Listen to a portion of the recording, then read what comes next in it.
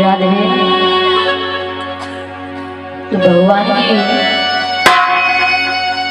बड़ी असीम कृपा है जो हम सभी को ये शुभ अवसर सुलभ हुआ है। सर्वप्रथम उन महान विभूतियों के चरणों में हम वंदन करेंगे जिनका नाम अजर और अमर है, जिनका नाम वेदों में, पुराणों में, शास्त्रों में, उपनिषदों में, इतिहास में आज भी उनके चरित्रों की व्याख्या को सुनकर के हम अपने जीवन में उस चरित्र को, उन बातों को उतारते हैं और अपना जीवन धन्य करते हैं। महर्षि गर्ग को, द्रोण को, सुतीक्षण जी महाराज को, विश्वामित्र जी महाराज को, वशिष्ठ जी महाराज को एवं मर्यादा पुरुषोत्तम भगवान श्री रामचंद्र जी को, माखन चुराने वाले, सभी के चित्त को चुराने वाले उस चित्त चोर भगवान श्री कृष्ण के चरणों में, माता जानकी जी के परम दुलारे श्री अवधूत जी महाराज श्री हनुमान जी के चरणों में, एवं हम सब की माता पृथ्वी के चरणों में। मैंने कल आप सभी को बताया था कि हमारी 3 माँ हैं। एक माँ ने जन्म दिया है, एक माँ ने दुग्ध पिलाया है, और इन दोनों माताओं में जो तीसरी माता है वो है पृथ्वी। और माता पृथ्वी को ही प्रथम माता का दर्जा दिया गया है। ये माता प्रथम माता का दर्जा इसलिए प्राप्त किए है कि इस माँ ने उस माँ को भी पाला है जिस माँ ने हमको जन्म दिया है। इस माँ ने उस माँ को भी पाला है जिस माँ ने हमको दुग्ध पिलाया, यानी गौ माता को भी पाला है। अगर जन्म देने वाली माता नहीं रहती, दुग्ध पिलाने वाली माता नहीं रहती, तो ये इन दोनों की अनुपस्थिति में हमारा पालन पोषण करती है। और हम इस माता पृथ्वी पर चाहे कितने भी अच्छे काम कर लें, चाहे बुरे काम कर लें, लेकिन ये माता कभी हमसे शिकायत नहीं करती है। तो हमारा ये कर्तव्य बनता है कि हमें से स्वच्छ बनाएं। तो माता पृथ्वी के चरणों में भक्त प्रहलाद, ध्रुव, कर्मा, मीराबाई जैसे अनेकों भक्तों के चरणों में, इस कथा प्रांगण में उपस्थित सती स्वरूपा मेरी माता एवं बहनों के लिए,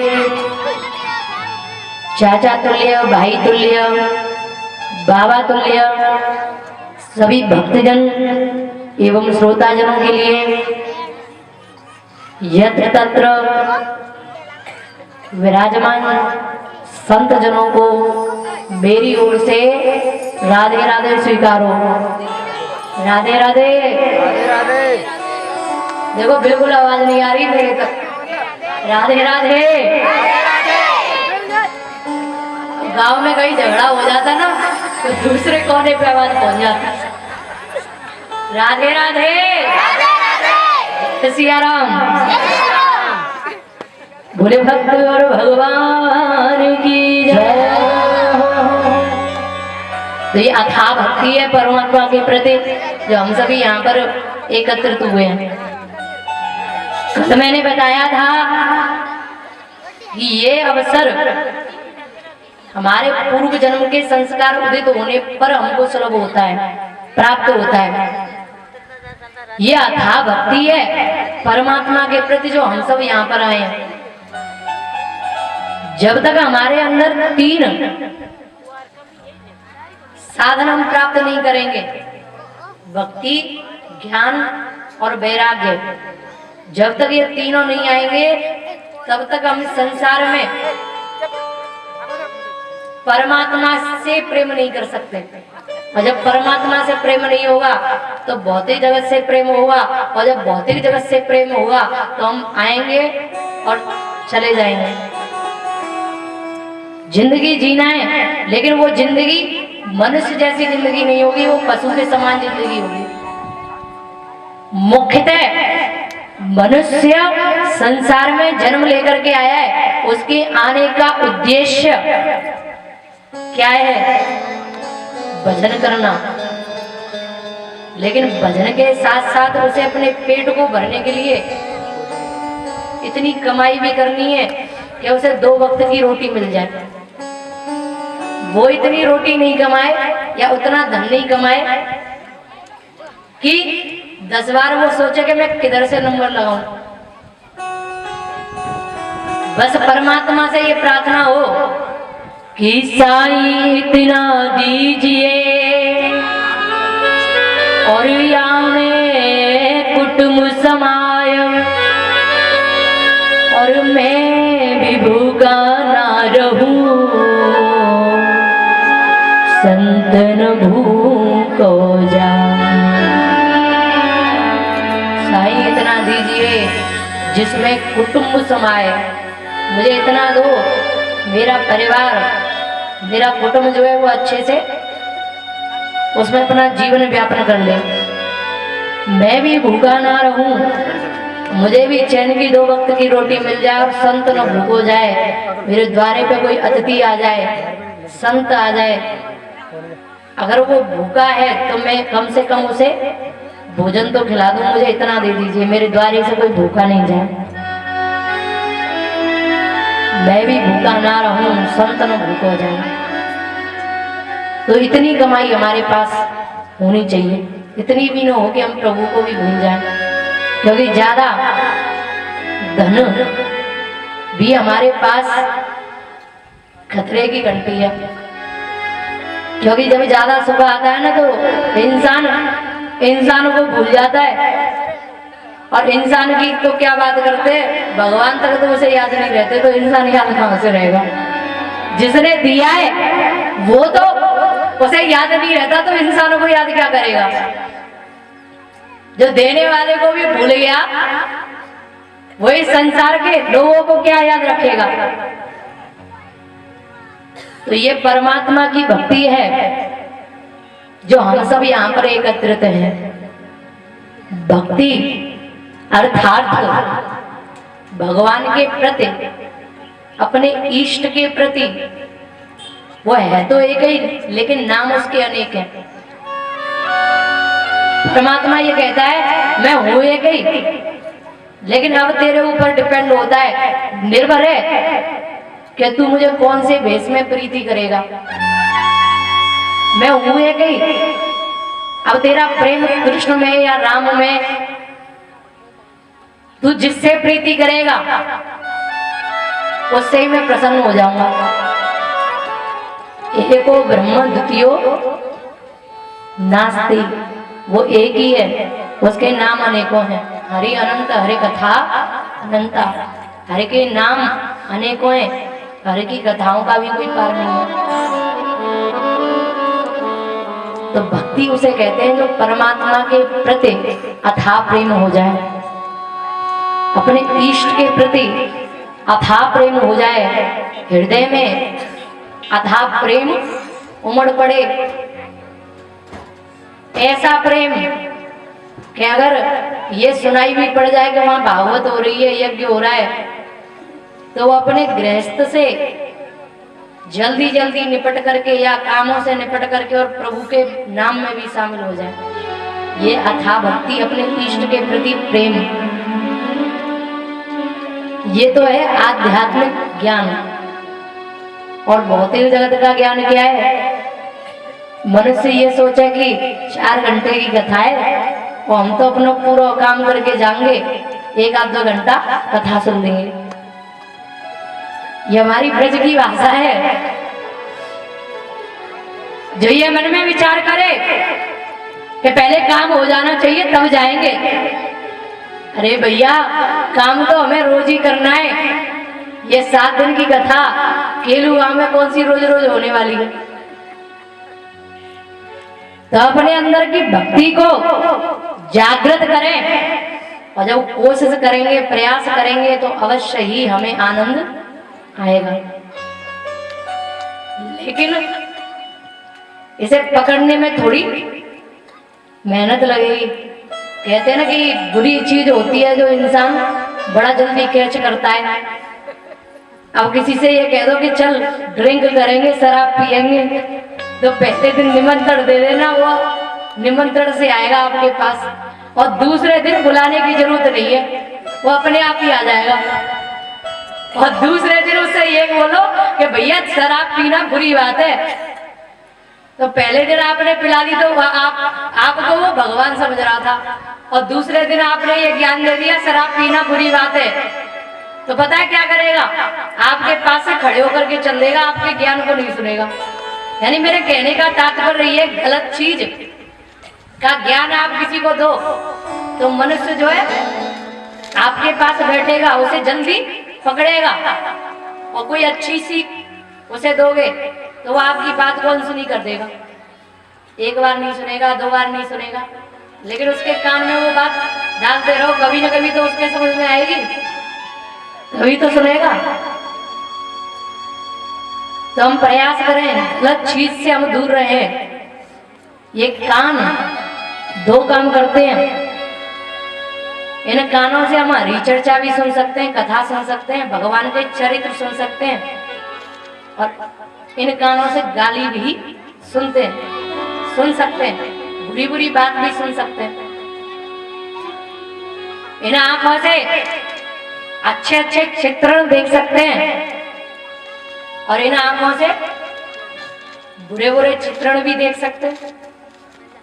इन हाथों से सेवा भी कर सकते हैं, किसी संत की, किसी ब्राह्मण की, भगवान की। इन हाथों से दान भी कर सकते हैं, और ये मन चाहे तो इन हाथों से किसी का मर्डर भी करा देगा। इन पैरों से गलत स्थान पर भी जा सकते हैं,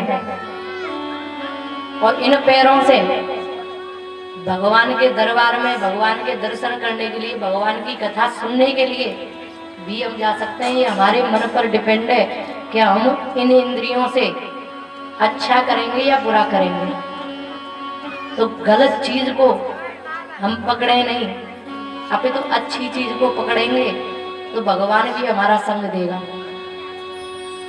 क्योंकि हमारा धर्म है हम अपनी इंद्रियों की रक्षा करें, अपने मन को वश में रखें। जब हम अपनी इंद्रियों की रक्षा करेंगे, अपने मन को वश में रखेंगे, तो हमसे कोई गलत काम नहीं होगा। हमें अच्छा लगेगा, हमें आनंद आएगा भगवान के नाम में। और शरीर को आप वश में करके मन को वश में नहीं कर पाते हो तो बस बैठना ही बाकी है कथा पांडाल में। जब तक मन हमारा कंट्रोल में नहीं है, बस में नहीं है, तो व्यास जी की बात सिर के ऊपर से निकलेंगे। तो इसलिए मेरे कहने का तात्पर्य ये है कि ऐसी भक्ति, ऐसा प्रेम हमें परमात्मा के प्रति बनाना है जो भगवान से लगाव जो हमारा दिनों दिन बढ़ता चला जाए, कम नहीं हो।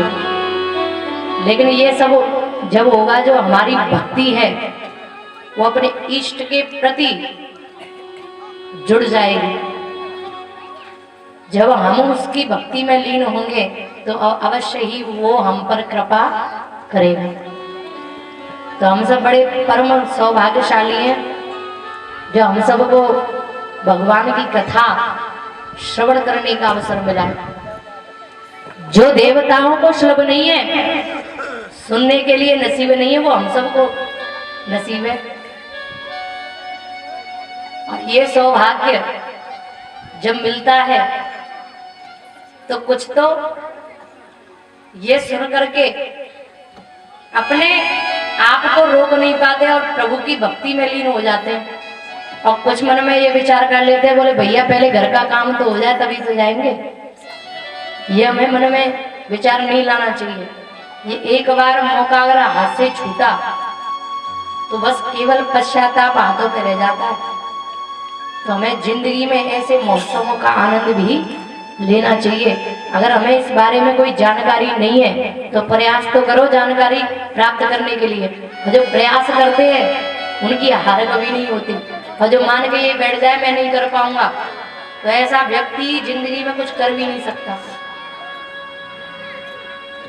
तो बड़े सौभाग्यशाली हैं जो हम सबको भगवान की कथा श्रवण करने का अवसर मिला है। आज द्वितीय दिवस की कथा के माध्यम से आप सभी श्रवण कर रहे हैं। कल प्रसंग में आप सभी ने श्रवण किया, सूत जी महाराज से शौनक ऋषियों ने ये पूछा, गुरुदेव जब आप जैसे संत इस भूलोक पर विराजमान हैं तो इस संसार में पाप क्यों बढ़ रहा है? जब सूत जी ने ऐसा सुना तो सूत जी ने आज उनकी मन की शांति के लिए वो प्रसंग सुनाया जो सुखदेव ने राजा परीक्षित को सुनाया था। और जब सोने के सिंहासन पर बैठ करके वे सुनाने लगे तो देवताओं ने अमृत कलश ला करके रख दिया, लेकिन सुखदेव मुनि ने उन्हें कथा सुनाने से इनकार कर दिया। जब वे उदास चले गए, इधर राजा परीक्षित ने कथा सुनी तो उनकी मुक्ति हो गई। यानी तक्षक सर्प ने उनको डसा, सर्प ने उनको डसा, लेकिन डसने से पहले ही उनकी मुक्ति हो गई थी। हमारा भी ये उद्देश्य है भगवान की कथा का सुनने का। प्रभु की कथा तब तक सुनते रहो जब तक हम मृत्यु को प्राप्त नहीं होते, लेकिन जब तक प्रभु का भजन करते रहो, क्योंकि कोई पता नहीं है कि कब हमारे जाने का वक्त आ जाए। लेकिन ये प्रयास करो कि मरने से पहले ही हम प्रभु भजन द्वारा अपने मोक्ष के द्वार खुल जाएं, जिस प्रकार से परीक्षित ने खुले। उनकी मृत्यु शरीर तो सर्प के काटने से छूटा, सहजता से सर्प के डसने से पहले उनकी मुक्ति हो गई थी, क्योंकि सुखदेव के मुखारविंद से उन्होंने इस अमृत कथा का श्रवण किया। जब 7 दिन में राजा परीक्षित जी की मुक्ति हो गई तो सृष्टि रचयिता ब्रह्मा जी को भी आश्चर्य हो गया। एक पोथी के पढ़ने से इस राजा की मुक्ति हो गई है। मैं नहीं मानता कि इस पोथी के पढ़ने से और राजा की मुक्ति हो सकती है। मन में संशय आ गया, और जब व्यक्ति को संशय आता है तो उसे भगवान पर और भगवान के चरित्रों पर और भगवान के चमत्कारों पर भी संशय होने लग जाता है। और जब संशय होता है तो भगवान को लीला रच करके उसके संशय को दूर करना पड़ता है। ब्रह्मा जी ने ये जाना कि मैं नहीं मानूंगा कि ये पोथी बड़ी है। एक तराजू लटका दिया और तराजू के एक पल्ले में भागवत जी और दूसरे पल्ले में दुनिया के अनेकों साधन, जप तप ज्ञान यज्ञ समाधि तपस्या सब ला करके रख दी। बोले इनसे बड़ी थोड़ी ना होगी भागवत। जब साधन समाप्त हो गए, अंतिम में ये निष्कर्ष निकला, संतों ने, ब्राह्मणों ने, देवों ने ये दृश्य देखा कि वही पल्ला भारी है जिसमें भागवत जी रखी है। आज ब्रह्मा जी जान गए कि जिस भागवत पर मैं संशय करता था, आज वही भागवत जिस पल्ले में रखी है, आज इतने साधन रखने पर भी ये पल्ला भारी है। तो हमें इस भागवत को पोथी या किताब नहीं समझना चाहिए। जो ब्रह्मा ने समझा, आज उनका संशय दूर हो गया, क्योंकि ये भागवत महापुराण स्वयं भगवान का रूप है। अब रूप कैसे है? जब प्रभु ने इस भूलोक को छोड़ा और जब जा रहे थे तो उद्धव जी महाराज कहने लगे, बोले महाराज आप तो चले जाओगे, लेकिन जब आपके जाने के बाद हम भक्तों पर विपत्ति आएगी तो हम किसको पुकारेंगे? इस कलयुग से जब हम परेशान हो जाएंगे तो अपनी आत्म शुद्धि के लिए हम क्या करेंगे? तो भगवान जाते जाते इस श्रीमद् भागवत महापुराण में समाहित हो गए। तो इसलिए श्रीमद् भागवत महापुराण को स्वयं भगवान का रूप बताया गया है।